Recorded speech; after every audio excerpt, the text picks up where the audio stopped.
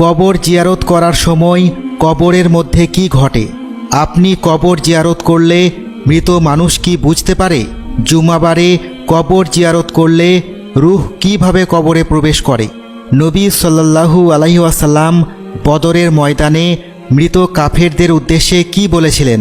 মৃত মানুষরা কি সেই কথা শুনতে পেয়েছিল? আজকের ভিডিওটি খুবই তথ্যপূর্ণ, তাই ভিডিও শেষ পর্যন্ত আমাদের সাথেই থাকুন। সহিহ বুখারীতে একটি হাদিস বর্ণিত হয়েছে, একদিন আল্লাহ রাসূল সাল্লাল্লাহু আলাইহি ওয়াসাল্লাম এক মহিলার পাশ দিয়ে যাচ্ছিলেন। তিনি দেখতে পেলেন সেই মহিলা কবরের পাশে বসে উচ্চ স্বরে বিলাপ করে ক্রন্দন করছিল। নবী সাল্লাল্লাহু আলাইহি ওয়াসাল্লাম তাকে বললেন, তুমি আল্লাহকে ভয় করো এবং ধৈর্য ধারণ করো। মহিলাটি আল্লাহ রাসূল সাল্লাল্লাহু আলাইহি ওয়াসাল্লামকে বলল, আপনি আমার কাছ থেকে দূর হন, আপনি আমার কষ্ট কি বুঝবেন? আপনার উপর তো আমার মতো বিপদ উপস্থিত হয়নি। মূলত মহিলাটি রাসূল সাল্লাল্লাহু আলাইহি ওয়াসাল্লামকে চিনতে পারেনি। পরবর্তীতে তাকে বলা হলো, ইনি হচ্ছেন নবী সাল্লাল্লাহু আলাইহি ওয়াসাল্লাম, আপনি তাকে এটা কি বললেন? এরপর সেই মহিলা নবী করিম সাল্লাল্লাহু আলাইহি ওয়াসাল্লামের দরবারে এসে উপস্থিত হলেন। রাসূল সাল্লাল্লাহু আলাইহি ওয়াসাল্লামের কাছে তখন কোনো প্রহরী ছিল না। সেই মহিলা অনুতপ্ত কণ্ঠে বললেন, হে আল্লাহ রাসূল, আমি আপনাকে চিনতে পারিনি। আল্লাহ রাসূল সাল্লাল্লাহু আলাইহি ওয়াসাল্লাম বললেন, ধৈর্য বিপদের প্রাথমিক অবস্থাতেই ধারণ করতে হয়। আসলে মহিলাদের ধৈর্য শক্তি পুরুষদের তুলনায় অনেক কম। এরা কবর জিয়ারত করতে গিয়ে দোয়া কালাম ছেড়ে কান্নাকাটি শুরু করে দেয়। এজন্য মহিলাদেরকে কবর জিয়ারত করতে না যাওয়ার উপদেশ দেওয়া হয়েছে। এক হাদিসে রাসূল সাল্লাল্লাহু আলাইহি ওয়াসাল্লাম কবর জিয়ারতকারিনী মহিলাদেরকে অভিসম্পাত করেছেন, অর্থাৎ ওই সকল নারী যারা মৃত ব্যক্তির কবরের পাশে বিলাপ করে কাঁদে। ইসলামের প্রাথমিক দিকে কবর জিয়ারত নিষিদ্ধ থাকলেও পরবর্তীতে রাসূল সাল্লাল্লাহু আলাইহি ওয়াসাল্লাম কবরে জিয়ারতের অনুমতি এবং এতে উৎসাহ দিয়ে বলেন, আমি তোমাদেরকে কবর জিয়ারত করতে নিষেধ করেছিলাম, এখন থেকে তোমরা কবর জিয়ারত করতে পারো। কেননা কবর জিয়ারতে মৃত্যুর কথা স্মরণ হয়, তাই তোমরা বেশি বেশি কবরে জিয়ারত করো। আর আমি তোমাদেরকে 3 দিনের অধিক সময় কুরবানির গোশত রাখতে নিষেধ করেছিলাম, অর্থাৎ 3 দিনের মধ্যে কুরবানির গোশত খেয়ে শেষ করতে হবে, কিন্তু এখন যতদিন ইচ্ছা তা খেতে পারো। রাসূল সাল্লাল্লাহু আলাইহি ওয়াসাল্লাম বলেছেন, যখন কোনো মুসলিম ব্যক্তি দুনিয়াতে পরিচিত তার কোনো মৃত ভাইয়ের কবরের পাশ দিয়ে গমন করে এবং তাকে সালাম দেয়, তখন তার সালামের উত্তর দেওয়ার জন্য আল্লাহ তাআলা তার রূহকে কবরে ফেরত দেন। উল্লেখিত হাদিস দ্বারা প্রমাণিত যে মৃত ব্যক্তি তাকে চিনতে পারেন এবং তার সালামের উত্তর দেন। মৃত ব্যক্তি জীবিত ব্যক্তির জিয়ারত বুঝতে পারেন এবং এতে সে অত্যন্ত খুশি হন। তবে মৃত ব্যক্তিরা আমাদের মতো শুনতে ও দেখতে পারার বিষয়ে সম্পূর্ণ স্বাধীন নয়। তাদের শোনা এবং দেখার ক্ষমতা সম্পূর্ণ আল্লাহ তাআলার এখতিয়ারের অধীন। আল্লাহ তাআলা যদি দুনিয়ার কোনো কথা বা দৃশ্য দেখাতে বা শোনাতে চান, তবে তারা ততটুকু শুনতে ও দেখতে পারেন যতটুকু আল্লাহ তাআলার ইচ্ছা, জেলখানায় আবদ্ধ পরাধীন আসামির মতো। সহিহ বুখারী ও মুসলিম সহ অসংখ্য হাদিসে বর্ণিত, মুসলমানগণ এক রাতে বদরের কূপের পাশে আওয়াজ শুনলেন। তারা দেখতে পেলেন রাসূল সাল্লাল্লাহু আলাইহি ওয়াসাল্লাম বদরের কূপের পাশে দাঁড়িয়ে উচ্চ আওয়াজে সম্বোধন করে ডাকছিলেন, হে আবু জাহেল ইবনে হিশাম, হে সাইবা ইবনে রাবিয়া, হে উতবা ইবনে রাবিয়া, হে উমাইয়া ইবনে খালফ, তোমাদের প্রভু তোমাদের সাথে যে অঙ্গীকার করেছিলেন তা কি তোমরা সত্যরূপে পেয়েছ? আমার রব আমার সাথে যে ওয়াদা করেছিলেন আমরা তা সত্যরূপে পেয়েছি, আলহামদুলিল্লাহ।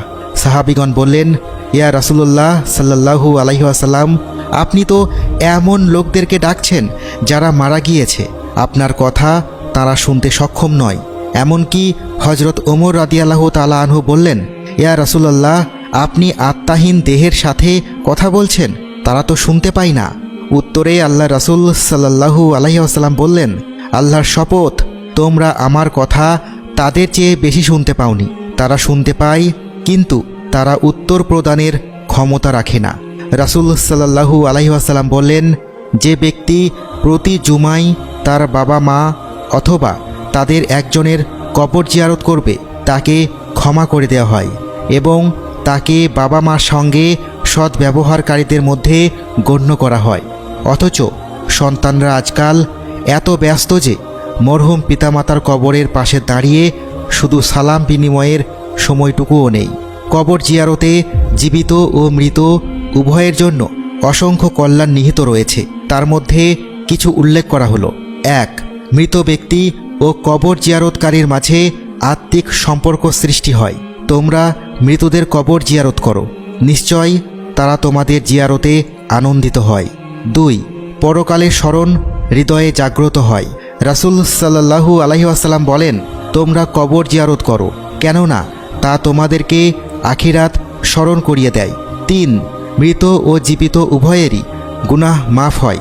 হাদিসে বর্ণিত হয়েছে, রাসূল সাল্লাল্লাহু আলাইহি ওয়াসাল্লাম প্রতি বছর একবার উহুদ যুদ্ধের শহীদদের কবর জিয়ারত করতেন, তাদের সালাম দিতেন এবং মদিনার বাকির কবরসমূহ কয়েকবার জিয়ারত করতেন, তাদের সালাম দিতেন এবং তাদের জন্য দোয়া করতেন।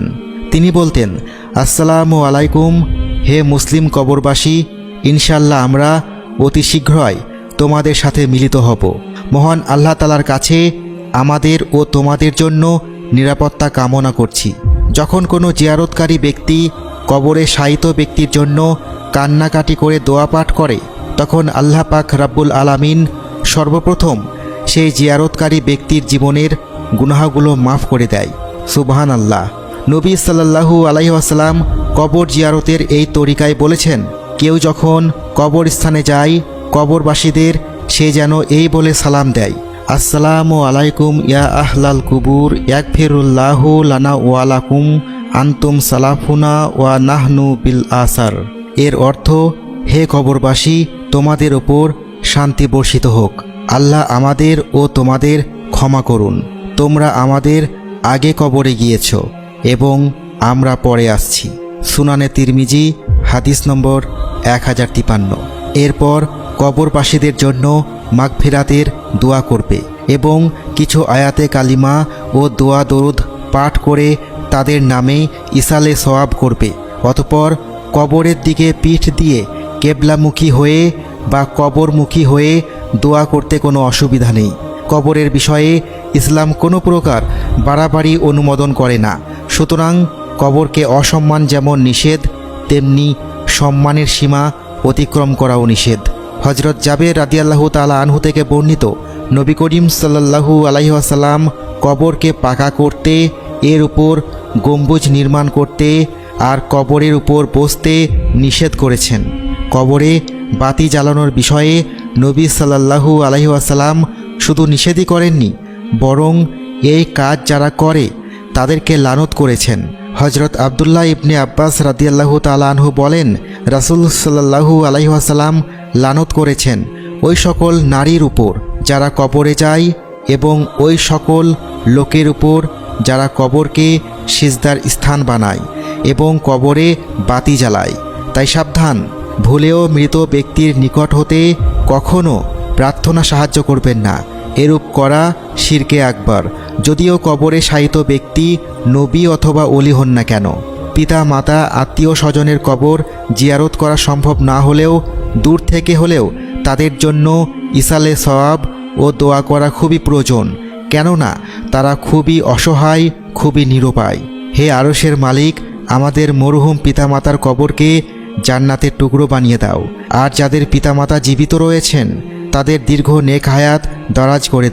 আল্লাহু আকবার, আল্লাহু আকবার।